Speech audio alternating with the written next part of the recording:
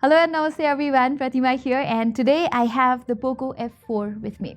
It is the successor to the highly powerful and quite successful Poco F3 that was launched way back in 2021.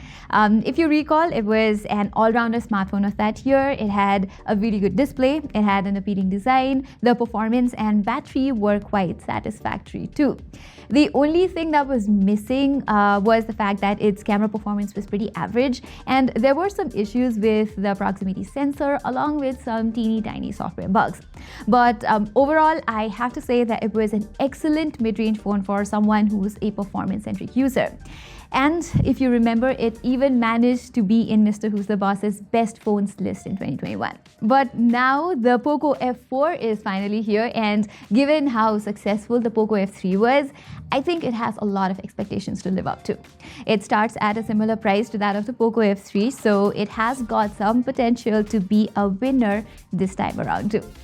However, right now, if you look at the smartphone market, the sales numbers are not as high as they were in 2020 or 2021, partly because of the global recession that's been going on, the Russia-Ukraine war, which is really sad. There's still the chipset shortage and everything. So yeah, it's not a good time for smartphone manufacturers. As a result, we've seen a lot of rebrandings, especially from the BBK group that owns Oppo, Vivo, OnePlus, Realme and iQOO. Okay, let's move on to unboxing this phone now. And actually, I had already unboxed this phone yesterday. I also installed some apps in the phone, but I'm going to do it again today just for the feel of it. So let's get right to it. This is a standard Poco style packaging. And first, we have a mini paper box. I'll open that later. We have the phone itself.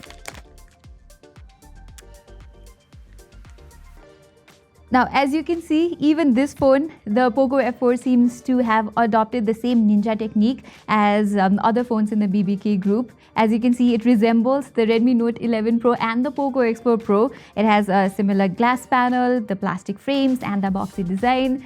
But I guess if you haven't used the Redmi Note 11 Pro before, this should not be that big of a problem. Now, the hands-on feel, I think it's quite comfortable, and because of the boxy design, the grip is quite nice as well. And it has a 4500 mAh cell, so it's lighter and slimmer than the Redmi Note 11 Pro. And what I like about this back panel is, unlike other Poco phones out there, this one does not have a really large camera module. It's pretty minimalistic, so it looks really nice. Apart from that, the box has a SIM ejector tool, 3.5 mm headphone dongle, which means this phone does not have a headphone jack. Okay, and then, they also provide you with a screen protector. And paperwork. And then you have a clear case. There. It's funny how the unboxing experience in mid-range phones has become better than that of flagship phones. Putting this aside, then more on the box, we have the 67-watt charger. So with this, the 4500 mAh cell on the Poco F4 should be filled up in around 1 hour or so. I really have to test that in my full review. We have the USB-C charging cables, and that's all we get inside the box. On the front, the display specs are pretty similar to as what you would get on other mid-range Xiaomi phones. Like, it has an AMOLED screen, it has 120Hz refresh rate, and it is protected by Gorilla Glass 5. And as you can see, the display seems pretty bright too. So no problems on the visibility side, and it has a 360 Hz of touch sampling rate, so not much problems regarding the touch response as well. It has HDR10 Plus and Dolby Vision support as well, so it should be better than the display on the Redmi Note 11 Pro. So yeah, overall it looks like a pretty good display for the price.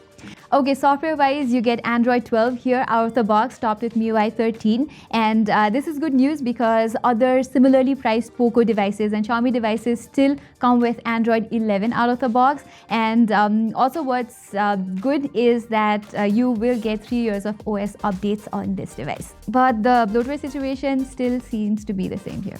Talking about the performance, Poco did not make any changes to the chipset here. It still rocks the same good old Snapdragon 870, but I think it's a humble move. I don't mind the Snapdragon 870 even in 2022 because this is one of the most reliable performance in this class. So, well, I don't have many complaints in this department. For memory, the Poco F4 comes in two configurations, 6128GB variant and 8256GB configuration. It's DDR5 RAM and UFS 3.1 storage here, so that is pretty neat too.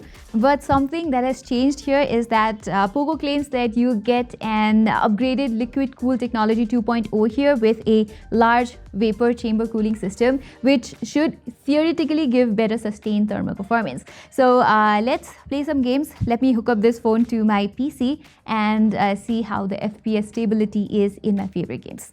Let's go. Okay, so our phone is connected, and in case anyone's wondering how we test games here at Gadget Byte, we use this app called GameBench Pro that shows you every detail there is to know about your game. So this is how we test. Now this is a very heavy game, so let's see how the Liquid Cool 2.0 technology holds up. So I'm being slightly unrealistic here, and I am going to play this game at the maximum settings possible. Okay, the gameplay seems quite stable, and just to give a sneak peek, we have the average FPS on the screen. We also have the FPS stability and everything on the screen right here. Looks quite good. Okay, so I have been playing this game for around 15 minutes now, and even though the median FPS numbers are quite good, but the fluctuation here in FPS numbers is quite high. At one point it was at around 18. So what I'm going to do now is I'm going to dial down the settings and see if the performance and FPS stability becomes better. Okay, so I just played Genshin Impact for around 15 minutes. First, I played it in higher settings with 60 FPS mode turned on, and in that settings, I got slightly jittery performance with a lot of fluctuations here and there. The median FPS seems good though, but the stability was not very good. But then I dialed it down to high settings and 60 FPS mode, where I got a fairly stable FPS count. Then again, the median FPS, I think it's quite average for what it should be. Now let's play PubG. Genshin Impact was quite heavy, so let's play something that is a little more taxing on the CPU. So we're playing at HDR graphics and extreme frame rates, and as you can see, we're getting a stable median 60 FPS, which is good. So even at HDR graphics and extreme frame rates, we got quite stable gameplay, and the device is at 40 degrees, so it is quite cool too. While playing Genshin Impact, it reached around 42 to 43 degrees. So yeah, the performance seems quite good on this device for games like PubG, but Genshin Impact was a little stuttery. Now the biggest upgrade on the Poco F4 compared to the Poco F3 from last year is in the camera department. And like I said earlier, the Poco F3's cameras were pretty average, and it had some issues with focusing and everything, and it was just very inconsistent, to be very precise. But this year's Poco F4 comes with an improved set of cameras with a 64 megapixel primary camera with OIS. The secondary lens here is an 8 megapixel ultra wide angle lens, and along with a 2 megapixel macro camera, and on the front you get a 20 megapixel selfie camera. Now let's go outside, click some shots and check the camera performance of the Poco F4. I will be comparing it with the OnePlus Nord 2T, which I've been reviewing these days, and so yeah, let's go and check the camera performance.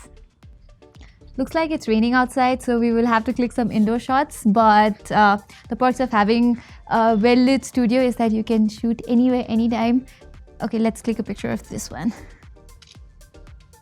Let's check. Evidently, the colors are livelier on the Poco F4 GT, and contrast levels are not very natural, and the color reproduction is not natural in both the photos. Let's click a selfie now. Alright, both the selfies look very beautified because I know that I don't look like this, but there's some artificial smoothing going on in Poco's photos. Other than that, the selfies, I think they look livelier from the OnePlus Nord 2T. Bro, let's click a portrait of you. 1, 2, 3. Okay, the portraits are very difficult to judge, but I like how lively Poco F4's photos are in comparison to OnePlus Nord 2T, which is slightly muted colors. The subject has a lot of smoothing going on from Poco's photos, and the Nord 2T's samples are a bit sharp. I think I like Poco's photos more. What do you guys think? Do let me know in the comments below. Now let's click a normal picture and a wide angle picture, and okay, let's click a picture of our set. The detail levels seem quite good. The pictures are sharp thanks to OIS, but the contrast levels is slightly higher and the picture is a bit warm, I think. The ultra wide angle image, it just looks average. The contrast is more pronounced and details are lost towards the edges. And the good thing about Poco F4's cameras is that you can shoot at 4K 60 FPS resolution as well. And the video quality, as you can see, looks really nice. But when you're moving around, the 4K 60 FPS footages might not come very steady. So you will have to dial it down to 4K 30 FPS or 1080p resolution altogether. So guys, that was all for our unboxing and impressions of the new Poco F4 5G. I will test this device out more, play some games, and test the overall battery life, camera performance, everything. And I'll get back to you with all the details in my full review. And I will also be comparing it with the OnePlus Nord 2T, so stay tuned for that. I have been using this phone as my primary for quite a time now. The review will be out next week. So as I said, stay tuned for that. And if you like our content, don't forget to subscribe to our channel and hit that bell icon. Till then, I'm Pratima and thank you so much for watching.